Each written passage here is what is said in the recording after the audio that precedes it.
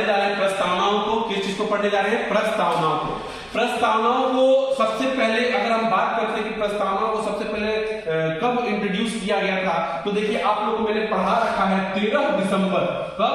13 दिसंबर 1946 में उद्देशिका प्रस्ताव के नाम से जवाहरलाल नेहरू ने इसको संविधान सभा के सामने क्या किया था? प्रस्तुत किया था उद्देशिका प्रस्ताव के नाम से। किस नाम से? उद्देशिका प्रस्ताव के नाम से।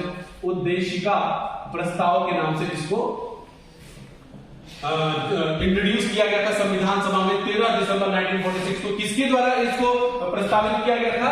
जवाहरलाल नेहरू जी के द्वारा इसको इंट्रोड्यूस किया गया था। और जवाहरलाल नेहरू ने इस उद्देशिका प्रस्ताव में कहीं ना कहीं हमारा संविधान कैसा रहेगा, संविधान का उद्देश्य कैसा होने वाला है, इस चीज का जिक्र किया गया है। किस चीज का जिक्र किया गया है? कि हमारा संविधान का उद्देश्य क्या है, हमारा संविधान जो हम लोग बनाने वाले हैं उसमें क्या क्या चीजों पे विशेष ध्यान रखना है, उसका उद्देश्य क्या है, इसी को उद्देशिका प्रस्ताव में क्या किया गया था? प्रस्तुत किया गया था 13 दिसंबर 1946 को। उद्देशिका प्रस्ताव को किसके माध्यम से? जवाहरलाल नेहरू जी के द्वारा इसको क्या किया गया था? इंट्रोड्यूस किया गया था। अब हम बात करते हैं कि हमारा जो प्रस्तावना प्रस्तुत किया गया था, प्रस्तावना जब बनकर तैयार हुआ था, तो प्रस्तावनाओं में 5-6 चीजों का जिक्र किया जाएगा कि भारत की प्रकृति कैसी होगी, भारत में किस प्रकार का न्याय होगा, भारत में किस प्रकार की स्वतंत्रता होगी, भारत में किस प्रकार की समता होगी और देश का क्या रूप होगा। ये मेन हमारे प्रस्तावना का मूल आप बोल सकते हो ढांचा या सीढ़ी था, जिसको जवाहरलाल नेहरू जी ने उद्देशिका प्रस्ताव में क्या किया था? व्यक्त किया था। तो इसमें सबसे पहले जवाहरलाल नेहरू जी ने भारत की प्रकृति में बताया था कि भारत हमारा कैसा होगा, तो भारत हमारा संपूर्ण प्रभुत्व संपन्न होगा। प्रभुत्व संपन्न का मतलब यहां पे समझ लीजिए, या संप्रभुता का मतलब यहां पे समझ लीजिए। संप्रभुता का मतलब होता है कि हमारे ऊपर और कोई नहीं है, हमारा आंतरिक मामला हो या बाहरी मामला हो, हम उस मामला को करने के लिए स्वतंत्र हैं। इसका मतलब होता है संपूर्ण प्रभुत्व संपन्न, यानी कि हमारे ऊपर किसी देश का कोई भी किसी तरह से क्या नहीं है, जबरदस्ती नहीं है, वो हमको नहीं चला रहे। हमारा देश स्वतंत्र है, हमारे देश के लोग हमारे देश को चला रहे हैं। इसका मतलब हुआ संपूर्ण प्रभुत्व संपन्न, मतलब हमारे देश के ऊपर किसी बाहरी लोगों का हस्तक्षेप नहीं है। आंतरिक मामला हो या विदेशी मामला हो, दोनों मामलों में हम अपने निर्णय को लेने के लिए क्या है? स्वतंत्र हैं। ये मतलब हुआ किसका? संपूर्ण प्रभुत्व संपन्न का। समझ में आ रहा है? संपूर्ण प्रभुत्व संपन्न का मतलब क्या हुआ?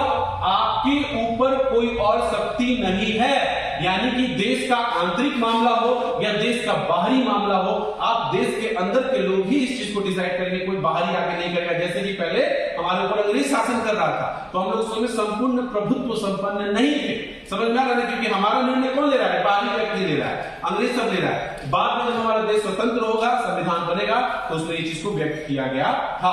अब आते हैं धर्मनिरपेक्ष। हमारे यहाँ सारे धर्म की छूट है, हमारे यहाँ सब धर्म के मानने वालों को क्या दिया गया है? उनकी विश्वास को हमारे यहाँ दिया गया है कि भाई आप किसी भी धर्म को मान सकते हैं, किसी भी सरकार के पास ये शक्ति नहीं है कि आप बात कर दें कि आपको हिंदू ही धर्म मानना है, आपको मुसलमान वाला ही धर्म मानना है, आपको सिख का ही मानना है। यहाँ पे सभी धर्म को सामान्य वेटेज दिया गया है। सभी धर्म के लोग क्या है? यहाँ पे सुरक्षित हैं। सभी धर्म के लोगों को अपने धर्म की उपासना करने की स्वतंत्रता है। धर्मनिरपेक्ष का मतलब ये होता है। और इस धर्मनिरपेक्ष शब्द को 42वें संविधान संशोधन 1976 में जोड़ा गया था। कब? जब इमरजेंसी लगाई थी इंदिरा गांधी जी, तो इंदिरा गांधी अब अपनी इमरजेंसी को बहुत ज्यादा इनका थूथू होने लगा था, तो इन्होंने बोला था कि नहीं, हम भारत को इस तरह से देखते हैं और देखिए इसके लिए हम इसको प्रीएम्बल में ऐड कर रहे हैं। अब ये बताएंगे इसके लिए कुछ केसेस हुआ था, उस केसेस के बारे में भी हम लोग पढ़ेंगे। उसके बाद का हमारा भारत का प्रकृति कैसा है? लोकतांत्रिक है। लोकतांत्रिक मतलब यहाँ पे तानाशाह का शासन नहीं कि जो एक बार प्रधानमंत्री बन गया या जो एक बार राष्ट्रपति बन गया वो आजीवन बनेगा। जैसे कि आप देख लीजिए चीन क्या किया हुआ है? आजीवन वहां का राष्ट्रपति कौन रहेगा? शी जिनपिंग रहेगा। लेकिन हमारे यहाँ लोगों का तंत्र है, जनता का, जनता के लिए, जनता द्वारा चुना गया सरकार होता है। जनता का, जनता के लिए, जनता द्वारा चुना गया सरकार है। यानी कि हमारी प्रकृति कैसी है? लोकतांत्रिक है, लोगों का तंत्र है। हम जिसको चाहेंगे उसी को सरकार में बिठा सकते हैं। समझ में आ रहा है ना? ये लोकतांत्रिक का मतलब हुआ। अब आ जाता है गणराज्य। गणराज्य का बहुत इंपॉर्टेंट रोल होता है। हम लोकतांत्रिक तो हैं, लोकतांत्रिक भी दो तरीके से हो सकता है, एक राजतंत्र होता है और एक गणतंत्र होता है। लोकतांत्रिक दो तरीके से होता है। मैं यहां पे जरा सा इसको मिटाने का कोशिश करूंगा। लोकतंत्र दो तरह से होता है, एक होता है आपका राजतंत्र और एक होता है आपका गणतंत्र। गणतंत्र, अब देखिए ब्रिटेन जो है एक लोकतंत्र देश वहां पे गणतंत्र नहीं है, वहां पे राजतंत्र है। वो लोकतंत्र होते हुए भी वहां पे राजतंत्र है। मतलब वहां का जो प्रमुख होता है वो वहां का जो प्रमुख होता है राजतंत्र होता है, राजा का वंशानुगत पीढ़ी चलता है। आप पढ़े हो ना, एलिजाबेथ प्रथम, एलिजाबेथ द्वितीय, महाराजा, किंग्स कोर्ट, ये सब पढ़े हो ना आप लोग। तो ये वो राजतंत्र हुआ कि वहां का जो राजा या प्रमुख होगा वो वंशानुगत होगा, या किसी वंश का ही या किसी राजा रानी का ही व्यक्ति उसमें प्रमुख बन सकता है। लेकिन हमारे यहाँ गणतंत्र का मतलब क्या हुआ, हमारे यहाँ हमारे भारत का प्रमुख जो होगा वो भी चुन के आएगा, या तो प्रत्यक्ष तरीके से या तो अप्रत्यक्ष तरीके से। हमारे यहाँ राष्ट्रपति चुन के आते हैं अप्रत्यक्ष तरीके से, हम लोग नहीं चुनते राष्ट्रपति को, हम लोग जिसको चुन के भेजे हैं एमपी एमएलए वो चुनते हैं किसको, राष्ट्रपति को। तो हम लोग यहाँ अप्रत्यक्ष तरीके से एक निश्चित समय के लिए अप्रत्यक्ष तरीके से किसी व्यक्ति को चुन के हम लोग अपने भारत का प्रमुख बना रहे हैं। भारत का प्रमुख सदैव कौन होता है, राष्ट्रपति होता है। तो हमारे यहाँ प्रमुख भी है जो वो चुन के जा रहा है, या तो प्रत्यक्ष तरीके से या तो अप्रत्यक्ष तरीके से। समझ में आ रहा है, समझ में आ रहा है। तो गणतंत्र का मतलब क्या होता है, यहाँ का जो प्रमुख होगा वो भी चुन के आएगा, या तो प्रत्यक्ष या तो हम लोग के द्वारा सीधे सीधे, या तो अप्रत्यक्ष, हम लोग जिसको चुन के भेजे वो चुनता। तो हमारे यहाँ राष्ट्रपति को कैसे चुना जाता है, हम लोग जिनको चुन के भेजते हैं, मतलब एमपीज एमएलए वो लोगों को चुनते हैं। समझ में आ रहा है। तो हम लोग यहाँ पे गणतंत्र है, हमारा कैसा है, गणतंत्रात्मक है। हम लोग लोकतंत्र में भी कैसे हैं, गणतंत्र है, ना कि राजतंत्र है। समझ में आ रहा है। ब्रिटेन राजतंत्र है, वहां का प्रमुख हमेशा राजा महाराजा लोग रहता है, राजा रानी महारानी लोग होती है। समझ में आ रहा है। लोकतंत्र भी दो तरह का होता है, यानी कि लोकतांत्रिक तो है ही, लोकतांत्रिक में हम कैसे हैं, गणतांत्रिक। समझ में आ रहा है, एकदम अच्छे से समझ में आ रहा है। अब आ जाइए समाजवादी। समाजवादी का मतलब क्या होता है, समाजवादी दो तरह से होता है, समाजवाद दो तरह का होता है। लोकतांत्रिक समाजवाद होता है और साम्यवादी समाजवाद होता है। क्या होता है, लोकतांत्रिक समाजवाद होता है, लोकतांत्रिक तांत्रिक और कैसा होता है, साम्यवादी।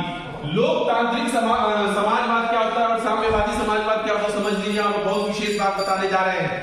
इसको भी 42वें संविधान संशोधन में जोड़ा गया 1976 में। क्यों, यहाँ पे लोकतांत्रिक का मतलब होता है यहाँ पे मिश्रित अर्थव्यवस्था है, यहाँ पे सरकार का भी वर्चस्व है और साथ साथ यहाँ पे हम लोग को स्वतंत्र भी रखा गया है।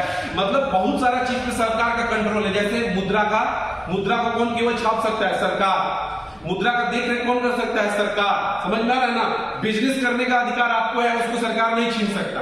तो आप भी यहाँ पे जीवित हैं, आप भी अपना कर्म कर सकते हैं जिसपे किसी का कोई वो नहीं। आप टैक्स दीजिए, आपका कोई बिजनेस छेड़ेगा नहीं आपको। आप सही तरीके से लीगल तरीके से काम कीजिए, आपका सरकार आपको उसको छीन नहीं सकता है। लेकिन साम्यवादी समाजवाद कैसा होता है, जिसपे सारे चीज पे उत्पादन, आप किसी भी चीज का उत्पादन कीजिए, प्रोडक्शन कीजिए या उसका डिस्ट्रीब्यूशन कीजिए, वितरण कीजिए, उसपे केवल और केवल सरकार का क्या होता है, वर्चस्व होता है। आप चले जाइए, ऐसा आपका साम्यवादी लोकतंत्र है, जो साम्यवादी समाजवाद है, ये चीन है। चीन कैसा है, वहां पे आप कुछ भी उत्पादित कीजिएगा, मतलब कुछ भी प्रोडक्शन कीजिएगा और कुछ चीज को बेचना चाहिएगा, उस पर सरकार का सीधा सीधा नियंत्रण रहता है। हमारे भारत में कैसा है, लोकतांत्रिक है, यहाँ पे मिश्रित अर्थव्यवस्था है, सरकार का भी वर्चस्व है और हमारा भी वर्चस्व है। सरकार कैसे हमारे ऊपर वर्चस्व किया है, टैक्स मांगता है हमसे टैक्स लीजिए, आप व्यापार कीजिए, सही तरीके से बिजनेस कीजिए, हम आपको छेड़ेंगे नहीं। तो लोकतांत्रिक हमारे यहाँ क्या है, समाजवाद। समझ में आ रहा है ना। साम्यवादी समाजवाद नहीं है, मतलब कि हमारे यहाँ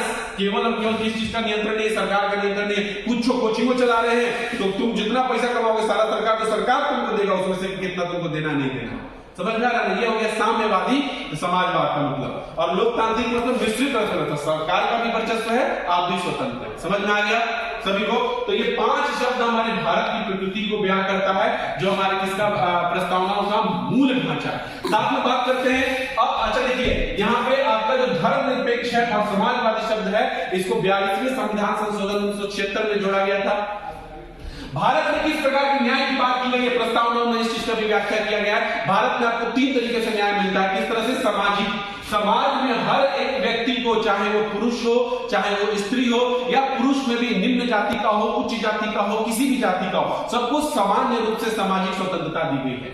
आप भी किसी भी एग्जाम को निकाल सकते हैं, आप भी किसी भी एग्जाम को निकाल सकते हैं, सबको अपना अपना स्वतंत्रता है। दूसरा, आर्थिक, हमको कोई भी बिजनेस करने का स्वतंत्रता है, हमको रोक नहीं सकता है। समझ में आ रहा है ना। आप किसी भी बिजनेस को कर सकते हैं, आप किसी भी तरह से पैसा कमा सकते हैं, जो लीगल हो, इनलीगल नहीं।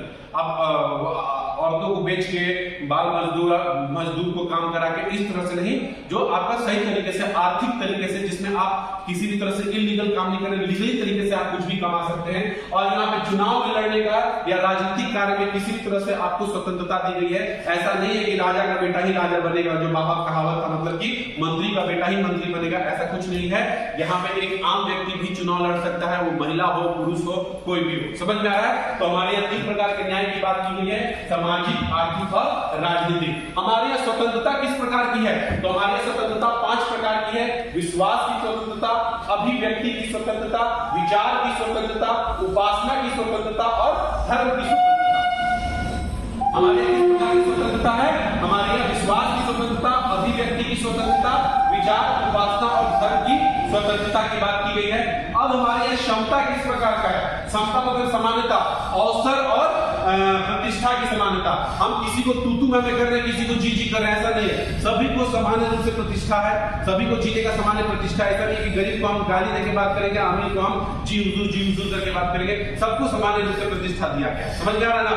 अवसर की क्षमता, सभी को समान रूप से एसएससी का एग्जाम हो, यूपीएससी का एग्जाम हो, बीपीएससी का एग्जाम हो, सबको एग्जाम में बैठने का अधिकार है। किसी को आप अवसर से नहीं छीन सकते हैं। समझ में आ रहा है ना? ये हमारी क्षमता की बात की गई है।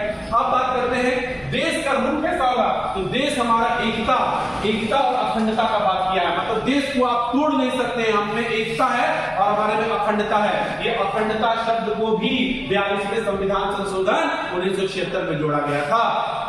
हमारा देश कैसा है?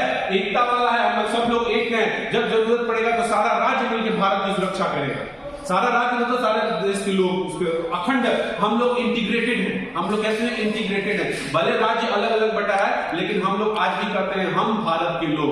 कभी हम लोग ये नहीं कहते हम बिहार के लोग, हम यूपी वाले लोग, हम महाराष्ट्र वाले लोग, कभी नहीं कहा जाता है।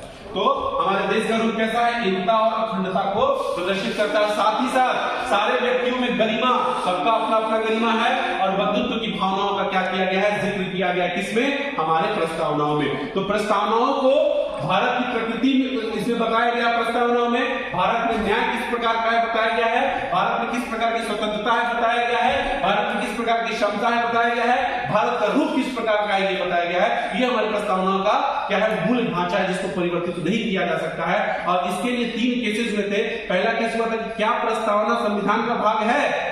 तो बेरूबड़ी मामला हुआ था। 3 केस हुआ था। बेरूबड़ी मामला, गोलकनाथ मामला और केशवानंद भारती मामला। बेरूबड़ी मामला में कहा गया था कि नहीं जी, संविधान का भाग नहीं है क्या प्रस्तावना। दूसरा बात हुआ गोलकनाथ केस हुआ। गोलकनाथ केस में कहा गया कि प्रस्तावनाओं का उपयोग कहां पे किया जाएगा?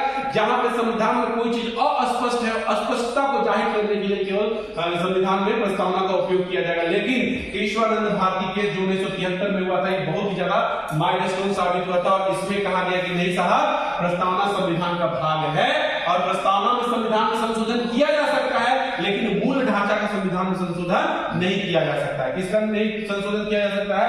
मूल ढांचा का संशोधन नहीं किया जा सकता है। मूल ढांचा में भारत की प्रकृति, भारत में न्याय, भारत में स्वतंत्रता, भारत में समता, ये शब्द चीज क्या है? प्रयुक्त है। इसलिए इन चीजों में आप नहीं किसी भी तरह से संशोधन कर सकते। बाकी चीजों में आप संशोधन कर सकते हैं, जोड़ सकते हैं, घटा सकते हैं। और इसी को देख के इंदिरा गांधी ने 42वां संविधान संशोधन 1976 लाया था और उसके बाद धर्मनिरपेक्ष, समाजवादी और अखंडता शब्द को जोड़ा था। हालांकि धर्मनिरपेक्ष और जो आपका समाजवादी शब्द है, ये हमारे पहले से डीपीएसपी का पार्ट था, लेकिन ये अस्पष्टता को स्पष्ट तौर पर दिखाने के लिए इसको किसमें जोड़ दिया गया था? संविधान की प्रस्तावनाओं में। तो ये आपका है संविधान की प्रस्तावनाओं का। बोलो सरस्वती माता की जय।